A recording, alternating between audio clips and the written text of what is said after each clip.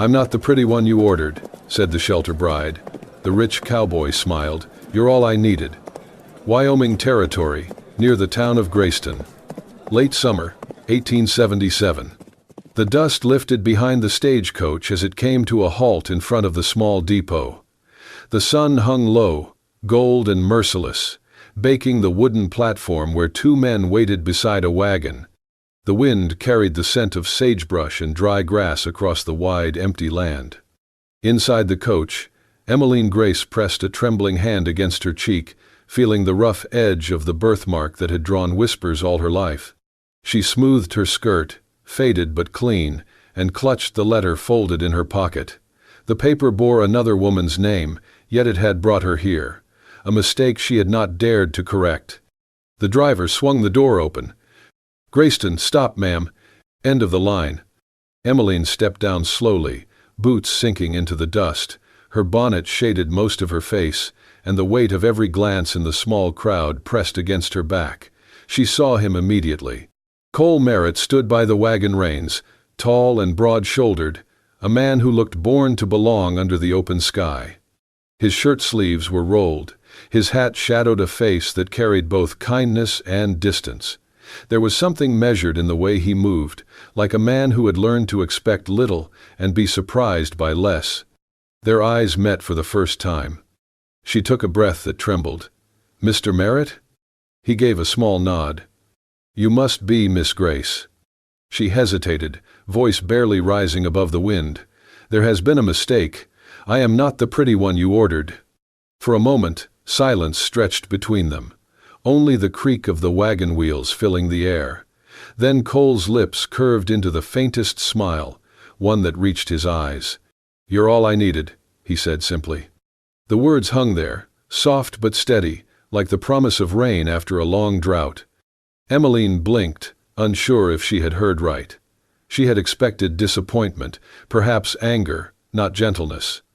Her heart stumbled in confusion. Cole motioned to the wagon.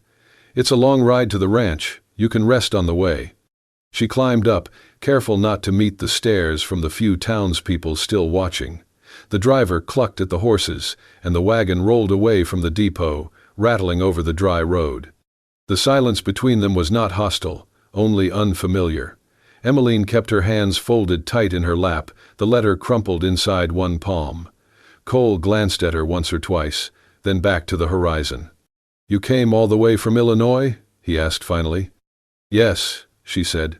"The shelter arranged it. They said a bride was requested for a man named Cole Merritt. That would be me." "They must have sent the wrong woman," she murmured. He gave a quiet laugh. "Maybe the right one got lost. Either way, you're here." They passed through rolling hills dotted with cattle and cedar trees. The land opened wider with every mile, its loneliness vast but strangely peaceful. The sun softened into evening, painting the fields in honeyed light. At last, the outline of the Merritt Ranch appeared, a stretch of white fences, a few outbuildings, and a two-story house that looked sturdy but empty. Cole stopped the wagon at the gate. "It isn't much, but it stands," he said. Emmeline looked at the land. "It looks like it belongs to someone who works hard." He tilted his head slightly, almost amused. "That's fair enough." He helped her down, his hand rough but careful. The warmth of his palm startled her more than the touch itself. "I can find my way from here," she said softly, unsure of where she belonged in this vast place. "I reckon you'll find it soon enough," he replied. "You're safe here, Miss Grace. That's what matters." The sun sank behind the hills, casting long shadows across the yard. The air grew cooler, quieter. For the first time in years, someone had spoken to her without pity or judgment. Emmeline turned toward the porch, her heart caught between fear and an unfamiliar flicker of hope. Behind her, Cole watched silently, hands resting on the reins, eyes following the small figure who had just changed everything. The Merritt Ranch stretched wide and quiet beneath the pale morning sky. The land rippled in soft folds, golden with grass and dappled by slow-moving clouds. The house stood at its heart, 2 stories of weathered timber and sun-faded paint, its shutters slightly crooked from years of wind. It looked strong, but lonely. A house built to endure, not to welcome. There had been no ceremony, no preacher's voice cutting the air, no ring slipped onto her hand. Just ink on paper at the town hall, the clerk's half-hearted nod, and the words, "That's enough for the law." Emmeline had nodded too, lips pressed into a line, her heart too full of questions to ask any of them. Yet when she stepped into the house, her boots silent on the worn floorboards, she felt not like a wife crossing a threshold, but like a stranger trespassing. It smelled of pine and old smoke and something faintly metallic, like years of silence rusting in the corners. Everything was neatly placed, as though someone lived here without ever settling in. A single coat hung by the door. A pair of boots rested beneath it, perfectly aligned. The fire in the hearth crackled low, feeding slowly on dry cedar. In the kitchen, Mrs. Marla met her with a look that cut through her borrowed composure. She was tall and straight-backed, her gray hair pinned into a knot so tight it seemed to pull at the corners of her mouth. Her voice was not unkind, but it carried no warmth. After one long glance, she leaned toward the younger maid beside her and muttered, "She's not like the kind he used to bring around." From outside the window, Emmeline heard the muffled voice of the stable hand, Gabe. "That's the one he married?" he said, disbelief thick in his tone. "Doesn't seem his choice." The words stuck to her skin like dust. She walked through the house and felt them trail behind her, unseen but heavy. She tried, quietly and without drawing attention, to help. In the kitchen, she rolled up her sleeves and offered to peel potatoes. Mrs. Marla only shook her head. "This stove's temperamental, you'll just burn your hands." When Emmeline took a broom out to the porch, Gabe intercepted her before she'd made it to the steps. "Best not," he said, with a polite shrug. "The boss wouldn't want you roughing up your fingers." She wasn't dismissed, she was simply not needed. By evening, she felt more ghost than guest. No one was cruel, but no one invited her in. She ate alone in the corner of the kitchen, said little, and listened to the quiet that pressed in from every wall. Cole said almost nothing. He left early each morning, returning late with the scent of horses and dust clinging to his sleeves. He did not introduce her, did not defend her, but neither did he demand anything. It was as if he had accepted her presence, the same way one accepts a sudden storm, unexpected, but not worth resisting. Yet something softened the silence. Each morning, outside her bedroom door, she found a cup of coffee still warm, and a slice of bread laid neatly on a plate. On colder days, a wool coat appeared on the banister, just her size. One afternoon, she returned from a walk to find a second pillow on her bed, softer than the first, and smelling faintly of cedar. He never mentioned any of it. Never asked if she'd noticed. One night, long after the house had gone quiet, she crept downstairs for a drink of water. The lamp still burned in the sitting room. Cole sat hunched over the table, needle in hand, sewing the hem of her coat where it had torn last week. "You don't have to do that," she said, startled. Without looking up, he murmured, "It needed fixing." She hesitated in the doorway. "You shouldn't trouble yourself with my things." His fingers moved with steady care. "This place isn't good at welcoming strangers, but don't let them make you feel like one." The words weren't flowery, they weren't grand, but they lodged in her chest like warmth after a long frost. That night, standing at her window, she watched moonlight sweep over the fields, soft as breath. The world outside was still, and inside, something unfroze. She pressed a hand to her heart, whispering into the quiet, "He didn't choose me for beauty, but the things he does are more beautiful than any promise I have ever heard." The days had settled into a quiet rhythm. Leaves turned gold along the edges of the fields, and the wind carried a soft bite that hinted at winter's approach. Emmeline had lived under Cole's roof for weeks now, yet the silence between them remained like a closed door neither dared to knock on. Each morning, Cole rose before the sun, working from dark to dark. Whether repairing fences or tending the herd, he always rode alone, his silhouette a distant mark against the sky. Emmeline often stood on the porch, watching him vanish into the horizon. When she tried to bring him meals, he offered only a nod, took a few bites in silence, then returned to work. His words were few, his eyes always scanning the distance. Yet, in those quiet moments, Emmeline sensed something buried deep beneath the silence. The others called him iron cold, but she had seen the way he replaced her torn shawl without a word, the way he glanced back at the porch before riding out. He avoided her gaze, but she felt his presence like the echo of a song he was not ready to play. Then came the accident. She was returning from the henhouse when she saw him near the far pasture, fixing a section of barbed wire. The wire snapped, a sharp metallic twang. He jerked back, clutching his arm. Blood bloomed across his sleeve. She ran, heart pounding. "Cole," she called, kneeling beside him. "I'm fine," he muttered, trying to pull away. But she held firm. "You helped me when I was lost. Let me help you now." He did not resist again. She unbuttoned his cuff, revealing a deep gash, and beneath it, a thick scar that twisted down his forearm like old lightning. Her hands trembled slightly as she cleaned and wrapped the wound, but her voice was steady. When it was done, she looked up. "This scar, it's old." He was quiet for a long moment, then said, "It's from a fire, a long time ago." She waited. "I was engaged once, Clara. She was from the East, elegant. She wanted the world, not a ranch hand with burned skin." He gave a dry laugh, one that didn't reach his eyes. "After that, I stopped letting anyone stay long enough to look close." The wind stirred the grass around them. Emmeline did not rush to fill the silence. When he started to rise, she touched his arm gently. "We don't get to choose the marks life gives us, Cole, only how we carry them." He looked at her then, really looked. Not past her, not around her, at her, like someone seeing something he thought had been lost. That night, rain whispered against the windows. Emmeline could not sleep. She rose, pulled a shawl over her shoulders, and stepped quietly onto the porch. Soft guitar notes drifted through the dark.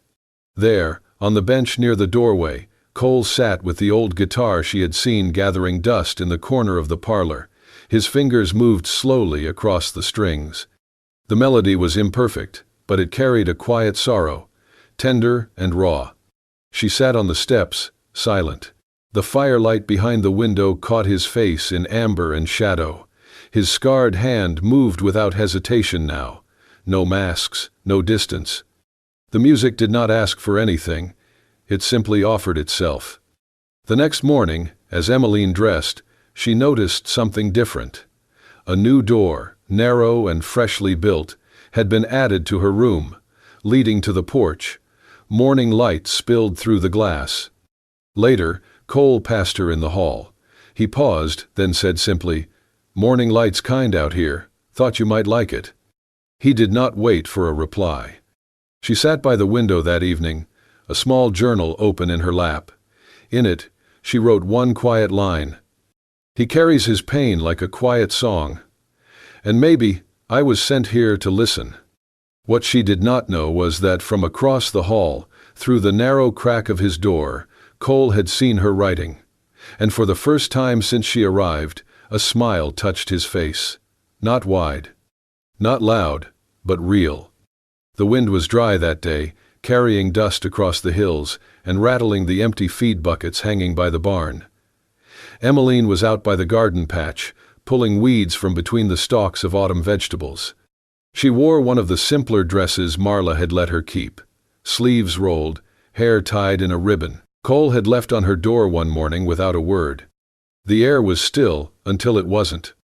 The sound of hooves broke the quiet, not fast, but deliberate, measured. Emmeline straightened, brushing dirt from her hands, and turned toward the path leading up from the main road. A rider was approaching, not a courier, not a neighbor. A man in a dark coat and high boots, with sharp eyes and a thin smile. His horse was lathered from travel. He dismounted without a word. Cole stepped out from the barn, wiping his hands with a rag. He moved with the same calm as always, but Emmeline saw the subtle shift in his shoulders.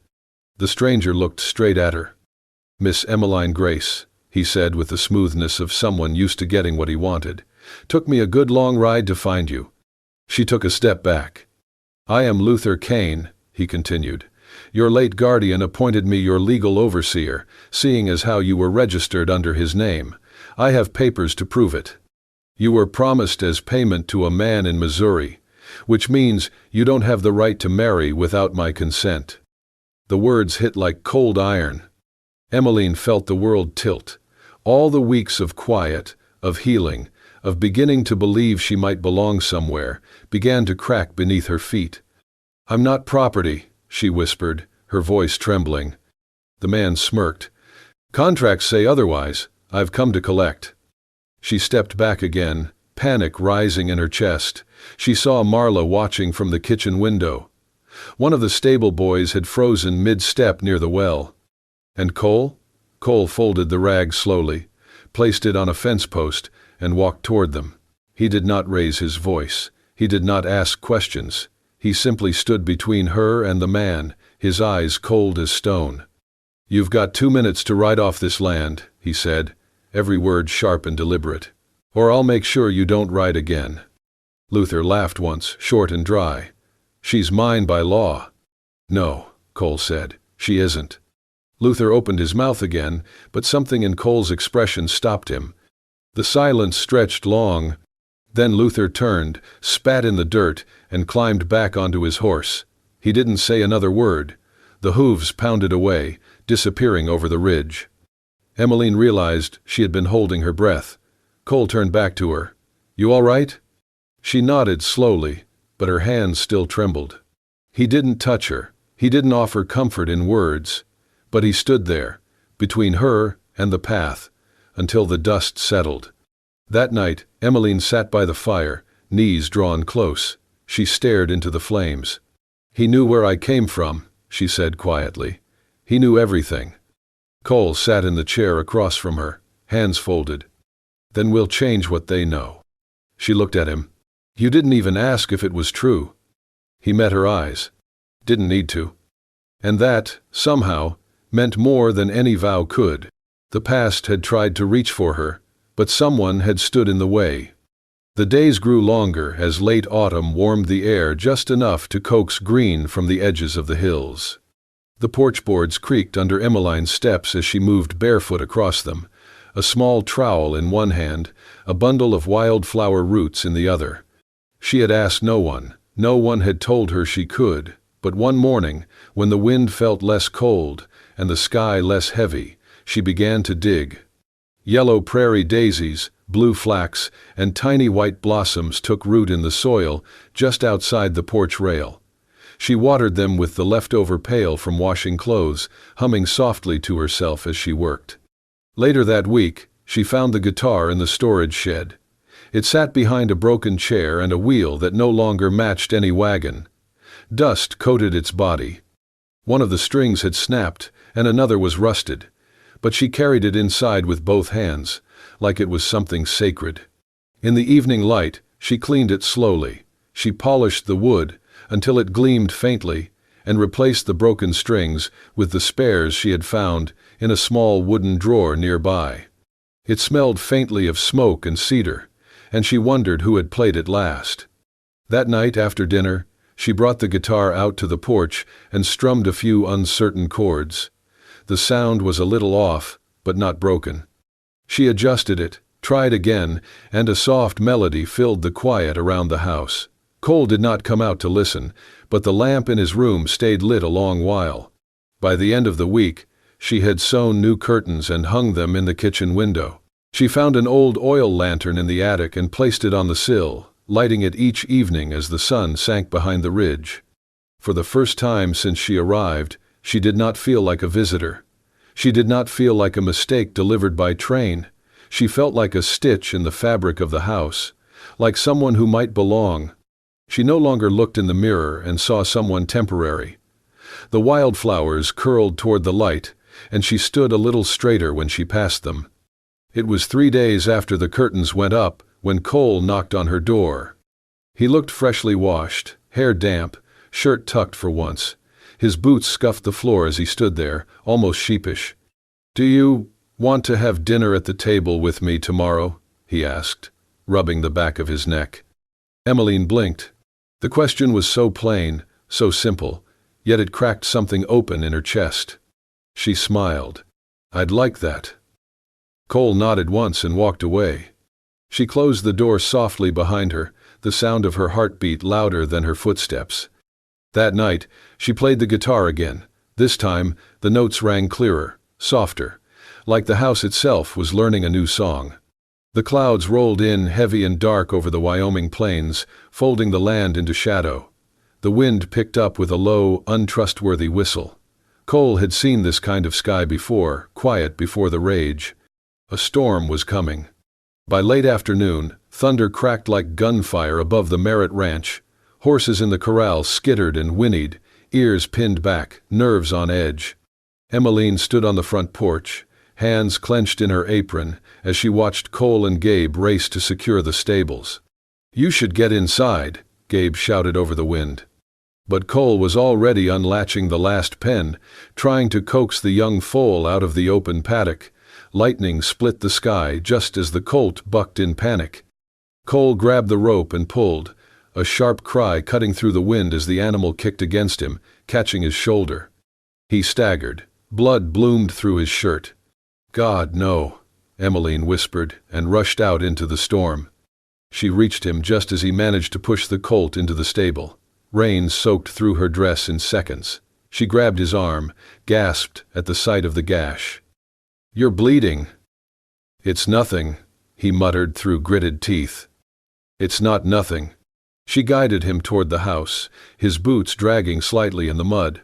Once inside, she sat him in the wooden chair near the kitchen hearth and ran for the tin box of linen and whiskey.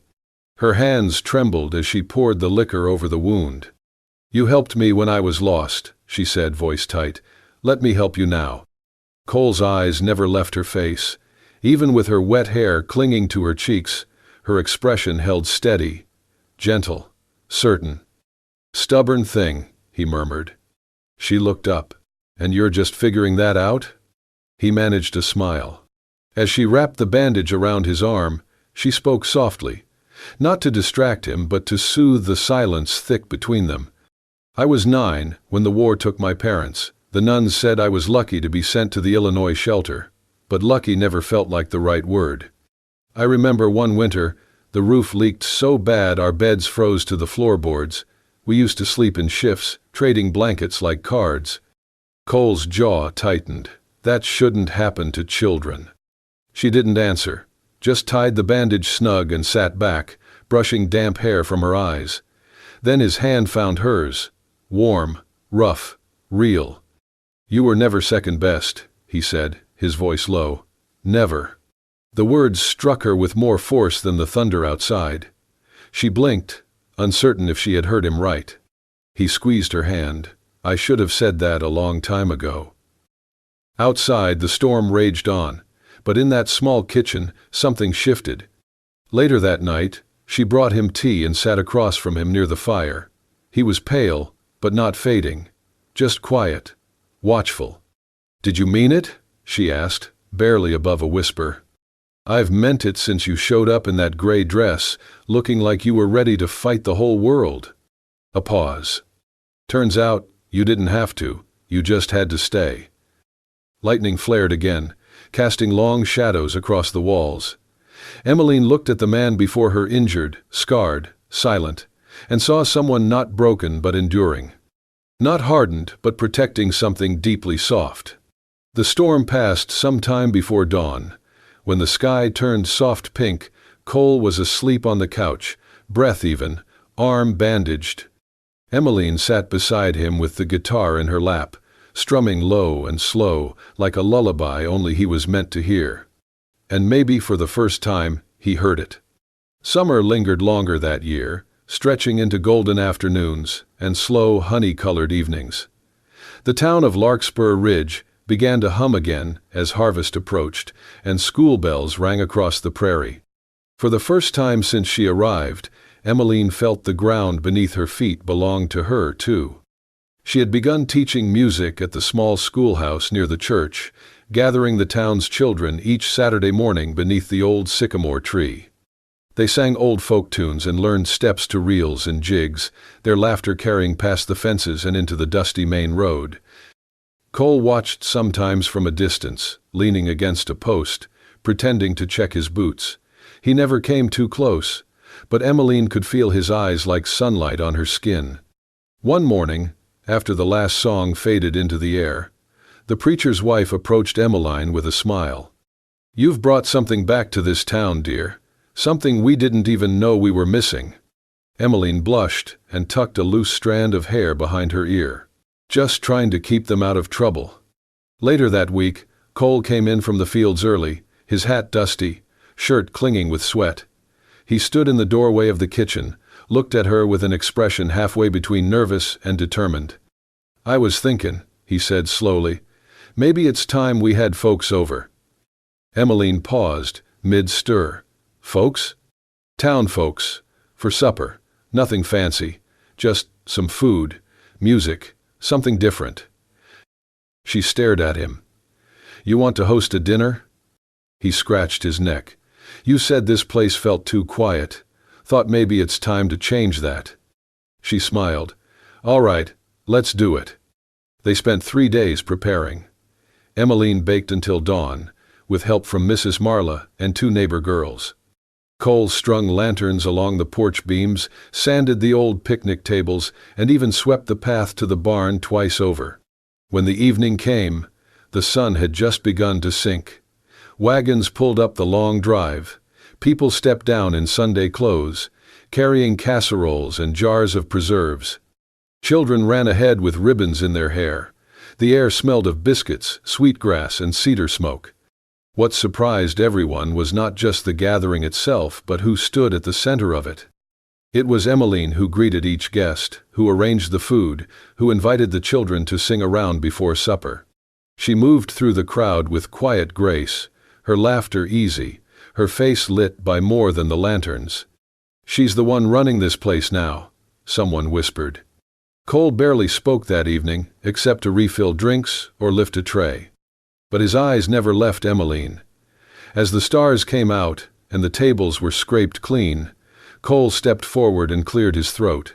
Silence settled. Crickets chirped. "I didn't get the bride I asked for," he began, voice low but steady. "I got something better. I got her."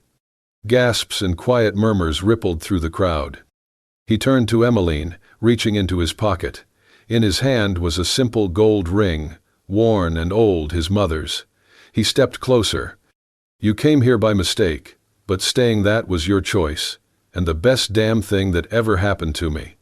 He took her hand. "I know this ain't how most stories start, and I know I'm not the easiest man to love, but I'd spend the rest of my life trying to be the man you deserve." He dropped to one knee. "Will you marry me, Emmeline Grace, proper this time?"